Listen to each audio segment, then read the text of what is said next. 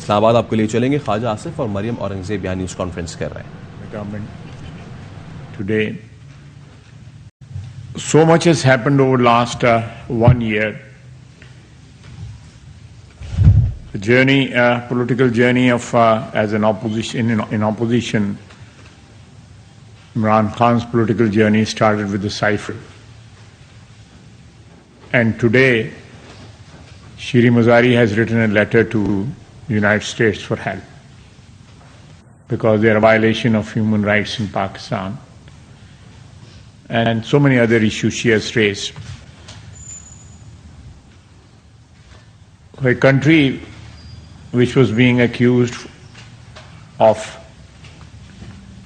a conspiracy against Pakistan or conspiracy against Imran Khan's government, the same people are now asking for help and rescue from the perpetrators of Bairuni Sazish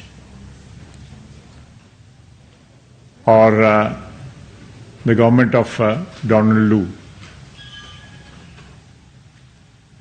So this is the sum total of Imran Khan's journey from his dismissal from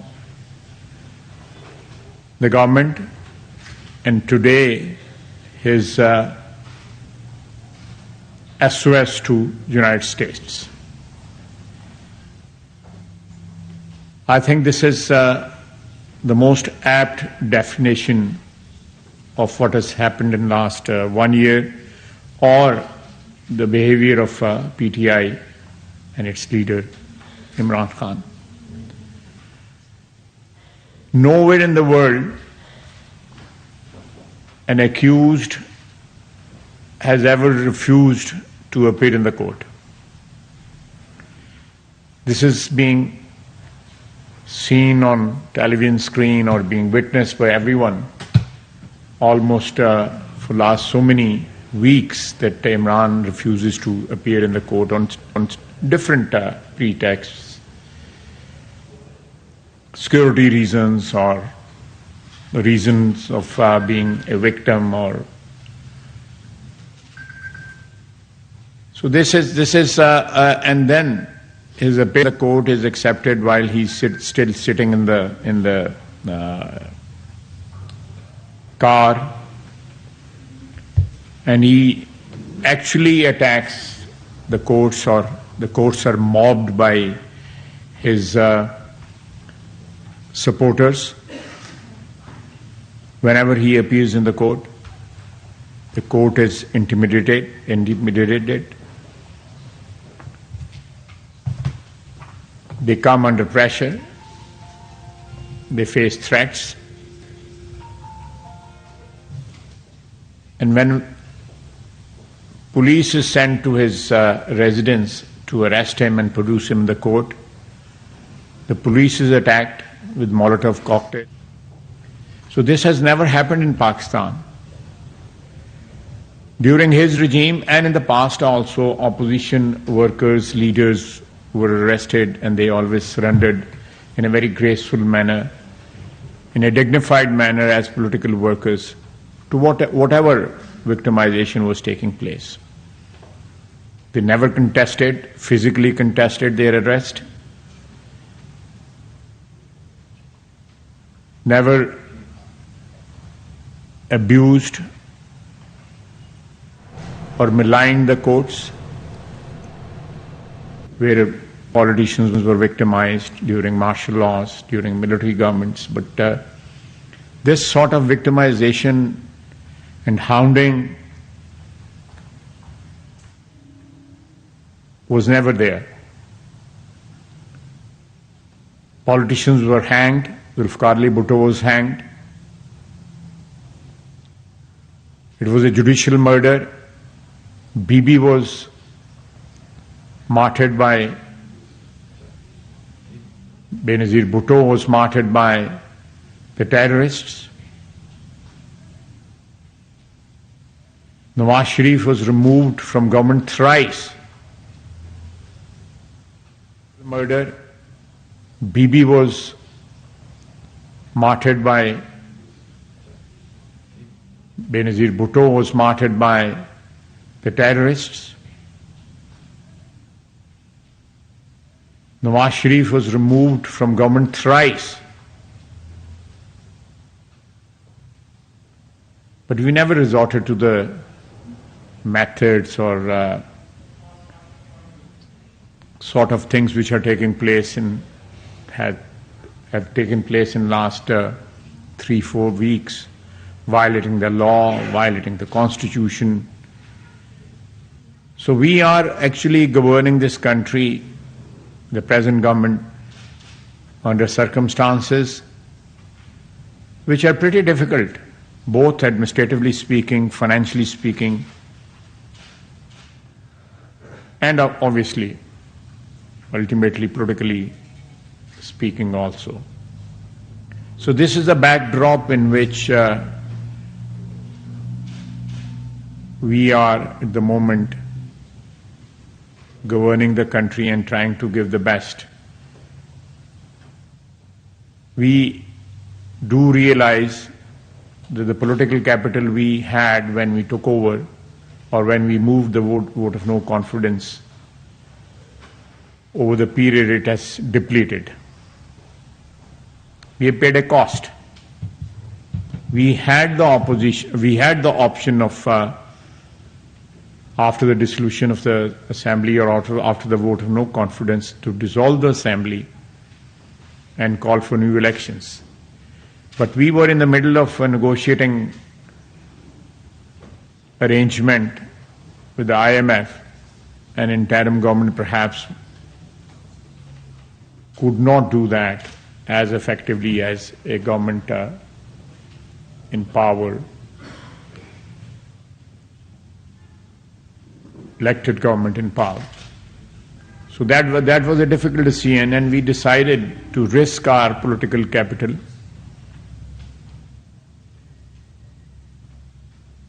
and stay in the government despite the fact that we knew the risk of losing the political capital is there or was there.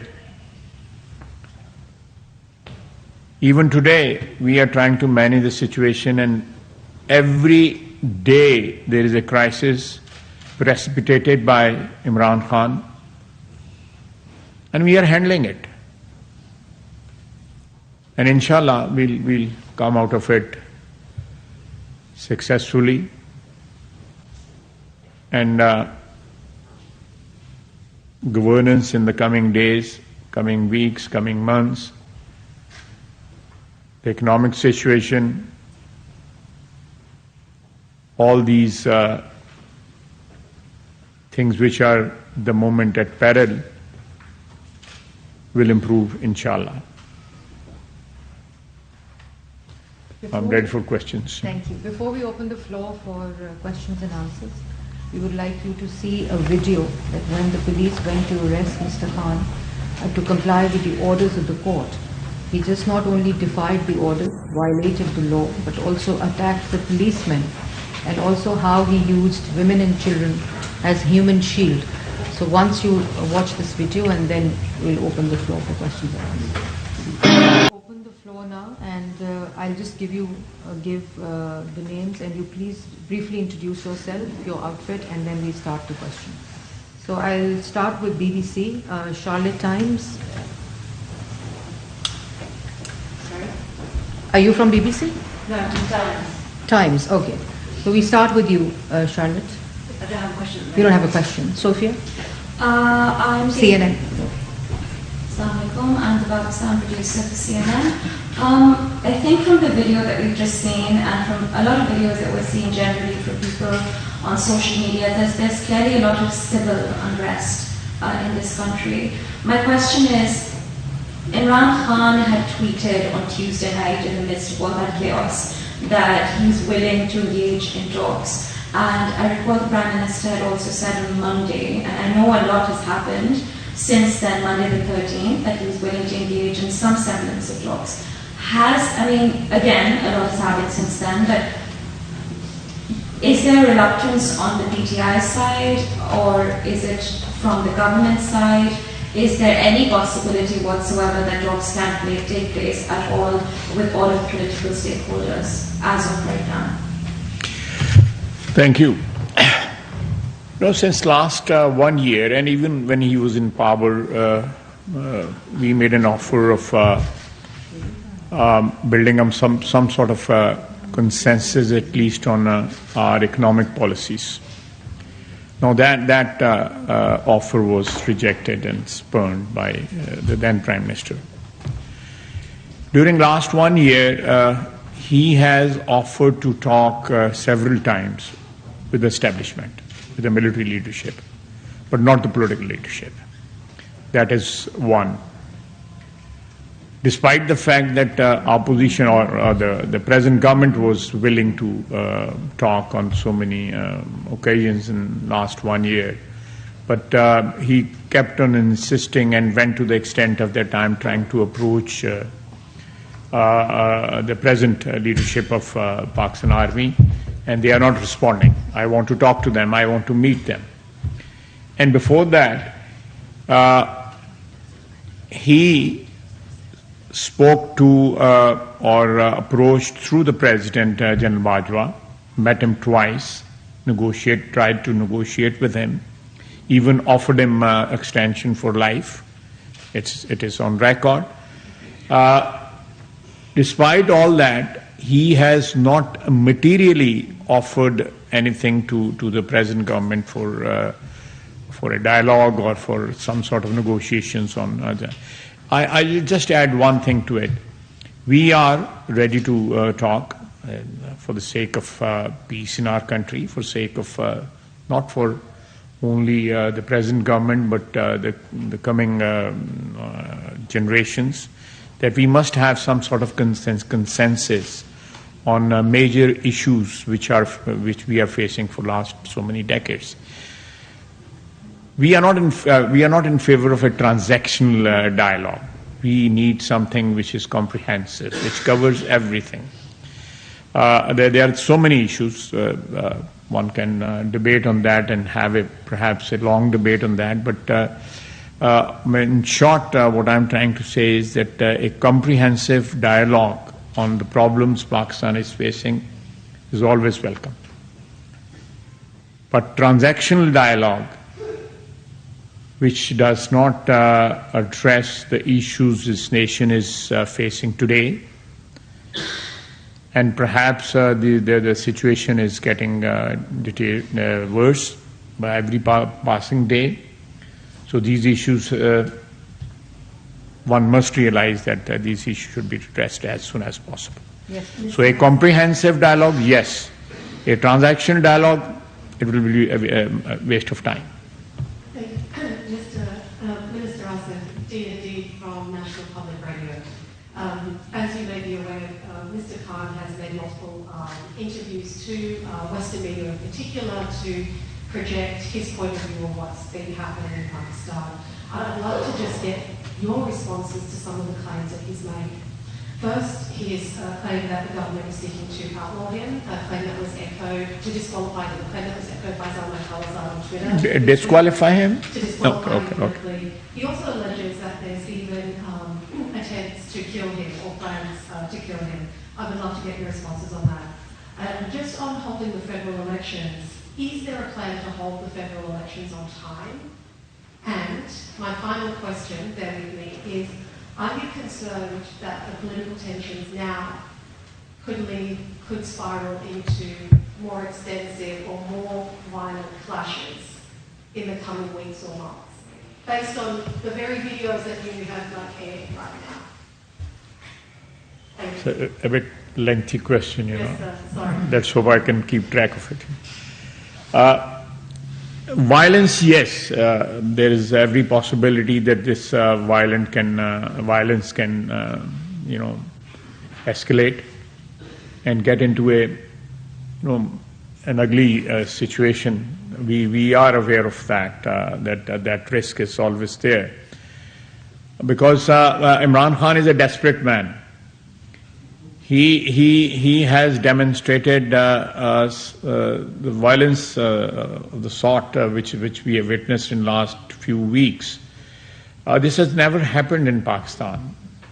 Violence has taken place during the military regimes, during General Zia regime, and before that during Ayub Khan's regime. But political governments have never resorted to violence against their opponents. Yes, there are victimization and cases and imprisonment, but this sort of violence from an opposition party, organized violence against the state machinery. So this is something which is unprecedented in our history, despite the problems we have had over the last 75 years. But this can spiral into something little obviously ugly, and but government has the power and the will to control any violence which is triggered by Imran Khan and his supporters. Coming to his allegation that IG Islamabad or IG Punjab or Chief Minister Punjab, they are conspiring to murder him. This whole thing is so scandalous. This allegation. He's just trying to create some sort of atmosphere where his followers are ready to believe anything he says. You know, it's like a cult. You know, the world has witnessed over decades and centuries where people have, the leaders have created cult, and people have followed them blindly, believing everything they say. So this sort of cult following is here in Pakistan also these days, but this will fizzle out, and this allegation of conspiring to murder him, I think this is stretching a bit too far.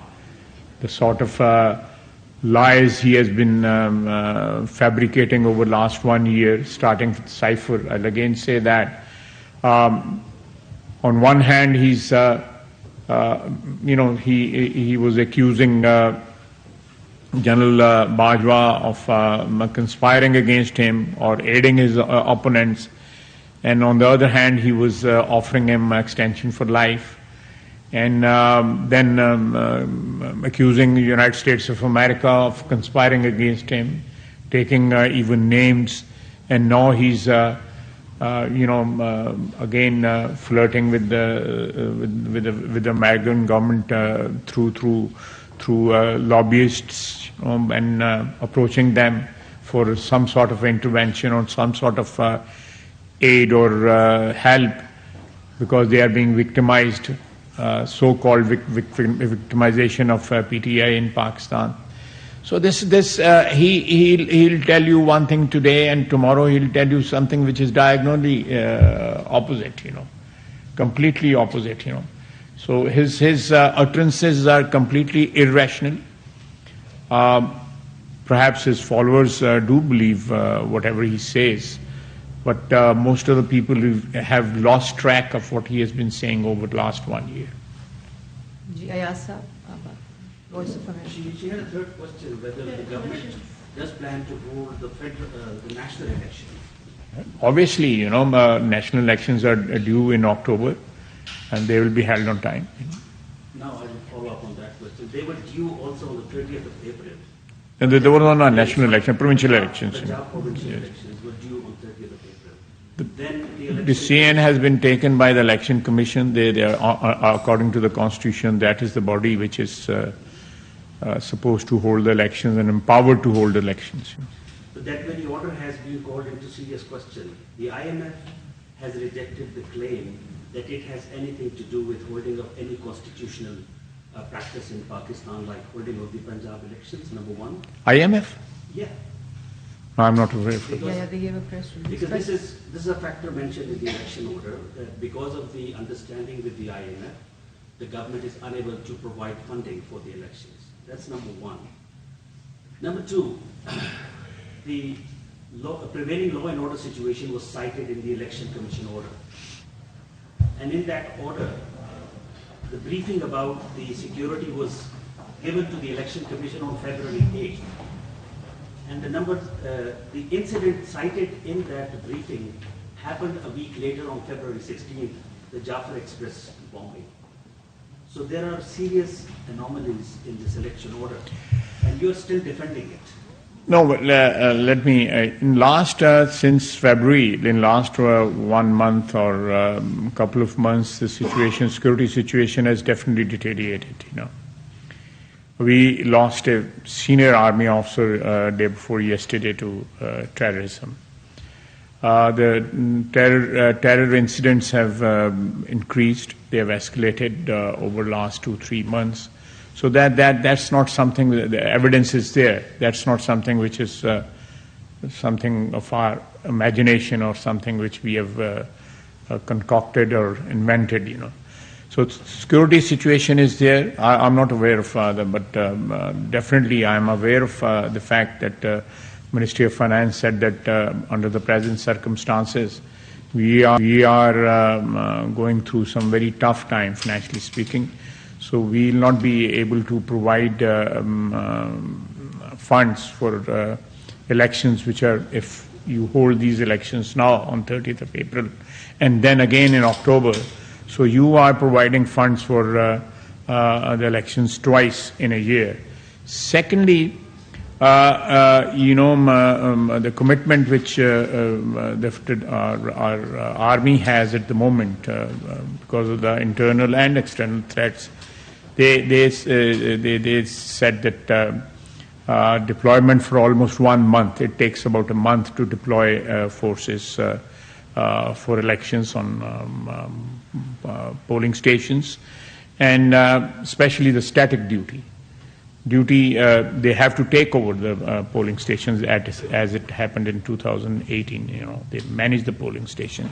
So that sort of duty, they showed their inability to man the polling stations. So these 3-4 reasons were stated by the Election Commission, and these reasons were given to them by the federal government.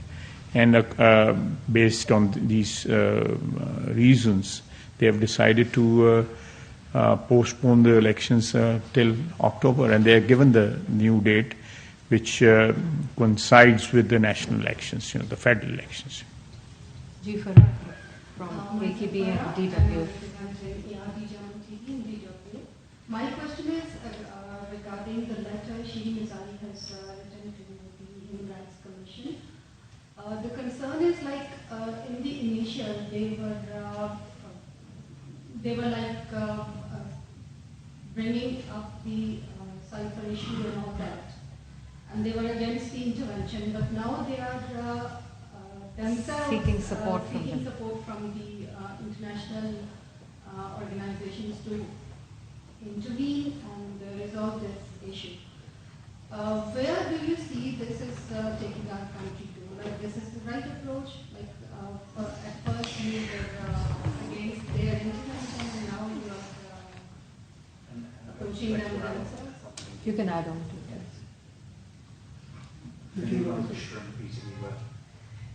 This says in reference to the letter again.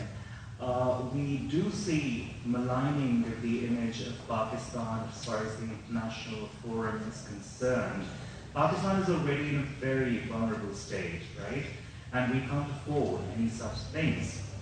All the contradictory statements given by Mr. Khan in the past as well, they're not really making sense if you look into it, practically and pragmatically speaking. So what is going to be the government's plan of action as far as a buffer strategy is concerned, as far as mitigating any negative impact on the country is concerned? As I said earlier, that Madam Mazari, her party in last 1 year, almost for 7-8 months, they were accusing United States of America for dethroning Imran Khan. And they even took the name of an official in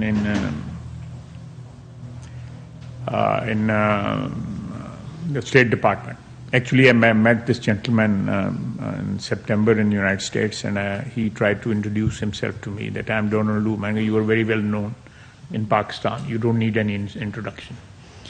So there is this sort of attitude. You know, I have the parliamentary career of almost 33 years. I have never gone to a foreign government whenever I was victimized. You know, I was imprisoned by General Musharraf. I was in Atak Fort. A political prisoner or a political worker cannot even imagine what sort of the cells and dungeons are there in Atak Fort. It was built in 1561 by Shahanshah Akbar. So we never appealed to a foreign government or United States of America. And after accusing them for almost a year of conspiring against PTI government, you then seek help from the same people, from the same country. So I think it's a disgrace for any political party or a political worker even to seek foreign help for whatever he's... I think my commitment to whatever I believe in should be sacrosanct, and that should be within the ambit of my commitment to my country, to my ideology, whatever is that. And seeking help from abroad is, I think, it's treacherous, and it amounts to me. It amounts to betraying my country. They can fight it out. We can all fight our battles within the ambit of within the norms, political norms of whatever we have in this country. I will never. Tomorrow, these people can even appeal to people across the border for help, you know, or some other countries who are. They actually declared the United States of America enemy of PTI or enemy of, and now they, I think they can do it. They in this, if I can say that they're absolutely shameless, you know. That just few months back you were accusing a country of conspiring against your government, and now you are seeking help from the same country, hiring lobbyists over there. And people, the politicians over there, the government has not spoken, United States government has not spoken against Pakistan, or they have not commented on our situation, political situation in Pakistan. But there are politicians over there, or former diplomats over there, who have commented in favor of Imran Khan and his party, which again, you know, they have lobbied over there, asked people over there to give statements in their favor, which again I think it's not very respectable for a political worker to go and seek help from abroad and ask the politicians over there to give statements in their favor. And you know, seeking help, and they are speaking, the politicians or congressmen or senators or diplomats are speaking in their favor. I think they should, those people who are commenting on the situation in Pakistan, they should also think that Pakistan's situation is, alhamdulillah, is much, much better. It's peaceful. We have our government. It's an independent country. What is happening in Kashmir and Palestine? Why don't they speak on that? What is happening over there? The genocide is taking place in on these two locations. You know, they should speak about that. Mr. Zalmay has spoken about Pakistan's situation. There are people, tens of thousands of Khans are in transit in Pakistan. They have become a liability for us. He should be speaking for them, that they should be sent to America as soon as possible. That is what the arrangement calls for. These people are in transit. Tens of thousands of people. There are close to 200,000 people in Pakistan who were brought to Pakistan after the fall of Kabul to Taliban's, and they're still here. Why don't they speak about them? Why don't Zalmay speaks about them? He belongs to Afghanistan.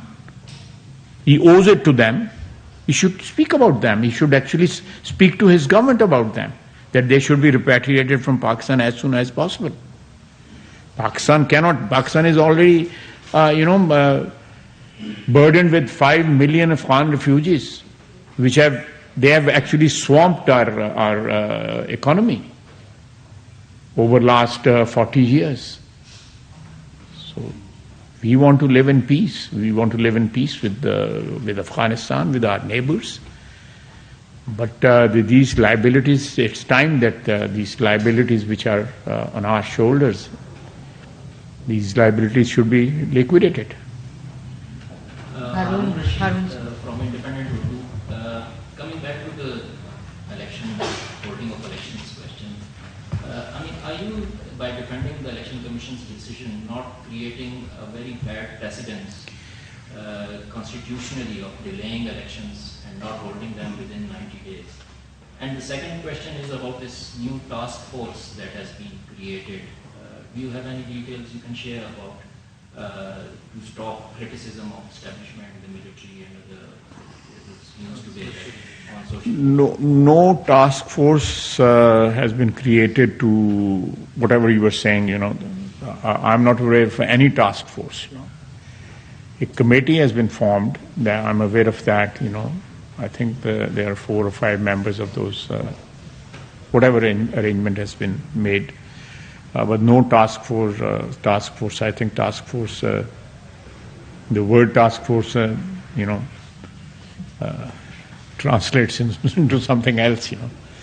So the other question, we whatever was required by CEC from us, Chief Election or by the Election Commission, the relevant quarters showed their inability to provide the army for manning the polling stations and providing the funds. On basis of those two and other reasons also, decision was made by Election Commission.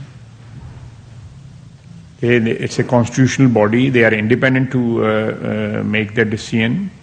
And I think the elections have been postponed and the new date has also been announced. So I just heard that PTI is going to challenge this decision of Election Commission to postpone the elections. So it now falls in the ambit of judiciary to decide this question. So we'll rest our case, and obviously the opposition also. We'll defend that. We'll defend Election Commission, will defend their and obviously the federal government. Sir, I'll come back. From NPR. PDM has always demanded that the establishment should be within its domain. And there are critics who believe that in Pakistan, from Zaki to Nawaz Sharif and Nawaz Sharif to Imran Khan, all politicians have been planted in the nursery of GHQ and then they had fallen out. And now PTI is also demanding that intelligence agencies' establishment should be in their constitutional limits. Don't you think that this is an opportunity for political forces to sit and at least decide that, these, whether it is establishment or GHQ, they should be kept in their constitutional limits? Don't you think that... I'm in total agreement with you. I have absolutely no difference of opinion on this issue. But as I said earlier, we are faced with problems, multiple problems, because of our own faults,